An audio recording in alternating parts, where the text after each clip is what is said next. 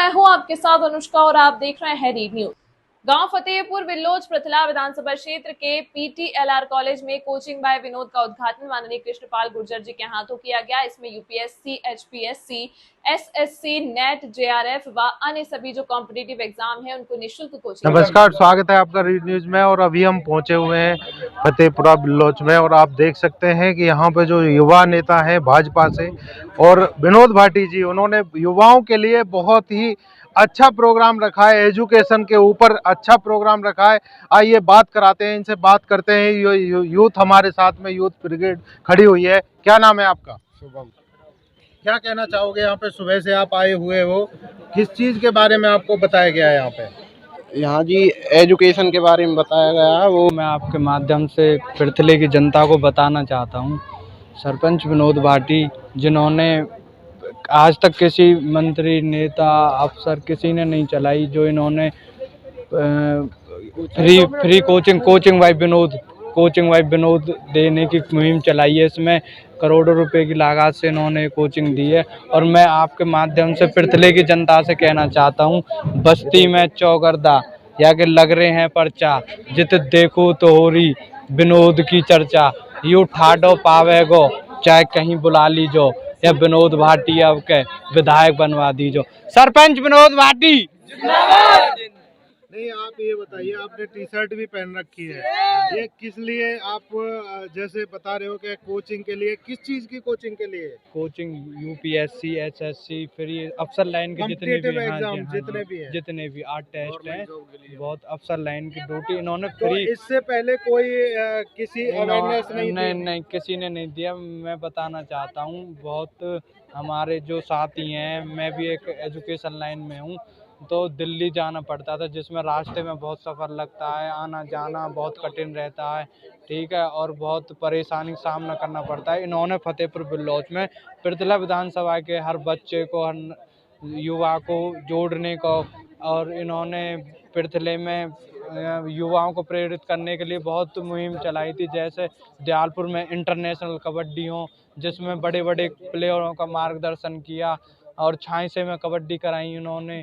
बहुत बड़े बड़े खेल कराए, बड़े बड़े खिलाड़ियों का मार्गदर्शन हुआ। तो पृथले की जनता ने यही ठाना है कि विनोद भाटी को ही बनाना है। तो एजुकेशन के में कबड्डी हो, प्ले हो, कोई भी गेम्स हो, सारी चीजों पे जितना फोकस ये देते हैं विनोद भाटी, और कोई नहीं देते। किसी ने नहीं दिया जी, ये युवाओं को प्रेरित कर रहे हैं, युवाओं को आगे बढ़ाना चाहते हैं। इन्होंने नहीं किसी से दरी बिछाने का काम, नहीं किसी से कोई, ये बस युवाओं को आगे बढ़ाना चाहते हैं, क्योंकि इनकी सोच एक पढ़ी लिखी, शिक्षित, और ये खुद शिक्षित उम्मीदवार हैं। तो और मैं आपके माध्यम से इतना ही कहना। विनोद का शुभारंभ ग्रामीण युवाओं को के सुनहरे भविष्य की और एक कदम, क्या कहना चाहेंगे? देखिए, आज विनोद भाटी जी ने फतेहपुर विल्लोज गाँव में, जो इलाके का बहुत बड़ा गाँव है, यहाँ के हमारे सरपंच भाई खेमचंद जी हैं, तो यहाँ पर एक देहात के लोगों के लिए, गांव में रहने वाले उन बच्चों के लिए जिनको अपनी उच्च शिक्षा प्राप्त करने के लिए या प्रोफेशनल कोर्स में जाने के लिए, सिविल सर्विसेज में जाने के लिए, आईआईटी, आईआईएम में जाने के लिए दूर दराज दिल्ली में जाकर कोचिंग लेनी होती थी। उसके लिए उनका समय खराब होता था, उनके पास पैसा खराब होता था, और जिनके पास समय नहीं था या साधन नहीं थे, वो उससे वंचित रह जाते थे। ऐसे गांव के अंतिम पंक्ति में खड़े हुए बच्चों के लिए उन्होंने यहाँ पर एक कोचिंग इंस्टीट्यूट, जहाँ उनको निःशुल्क कंपटीशन की तैयारी की जाएगी अच्छे टीचर्स के द्वारा, यहाँ पर खोला है। तो मैं समझता हूँ ये बहुत ही पुण्य का कार्य है। और बाबा भीमराव अम्बेडकर कहते थे कि शिक्षित बनो, संगठित रहो और संघर्ष करो। वो उस बाबा साहब के संकल्प को पूरा करने के लिए विनोद भाटी जी लगातार काम कर रहे हैं। तो मैं उनको बधाई देता हूँ, शुभकामना देता हूँ। जिस उद्देश्य को लेकर उन्होंने शुरुआत की है, भगवान उनको उनके उद्देश्य में सफलता दे, ऐसी कामना। मंत्री जी, लगातार विधायकों ने सुनील तेवतिया पर दाव लगाया है, क्या कहना चाहेंगे सर? जजपा ने भी, देखिए, ये लोकतंत्र है, और लोकतंत्र में हर पार्टी का अपना अधिकार क्षेत्र है। वो किसको चुनाव लड़वाते हैं, किसको मैदान में भेजते हैं, उसको मुझे कुछ नहीं कहना।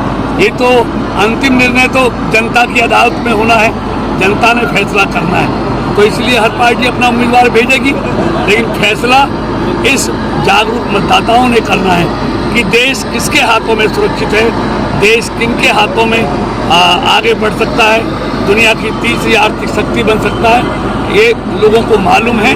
और आप देखना फैसला वही आएगा। तीसरी बार देश के लोगों ने मन बना लिया है कि तीसरी बार भी मोदी जी के हाथों में ही देश की बागडोर सौंपनी है और पहले से अधिक सीटों के साथ मोदी जी तीसरी बार देश के प्रधानमंत्री बनेंगे। कांग्रेस की मैराथन बैठकों में भी कोई अंतिम निर्णय उम्मीदवारों को लेकर नहीं निकल कर आ पा रहा है। देखिए, मैंने कहा ना, ये उनका अंदरूनी मामला है, उनकी पार्टी का मामला है। मेरा उनमें कुछ कहना अच्छा नहीं लगता, न शोभा देता है। आलोचना के लिए आलोचना मैं कभी करता नहीं, इसलिए व्यक्तिगत में कभी किसी के बारे में बोलता नहीं।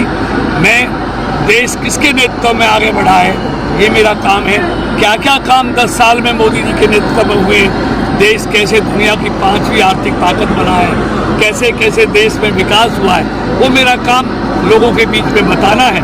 और फिर लोगों से आशीर्वाद मांगने के लिए सबको जाना पड़ेगा। जिस पर जनता का आशीर्वाद होगा वही जीतेगा। मंत्री जी, लगातार विनोद जी, आज ग्रामीण युवाओं के लिए आपने एक नई पहल शुरू की है, क्या ये पहल रही?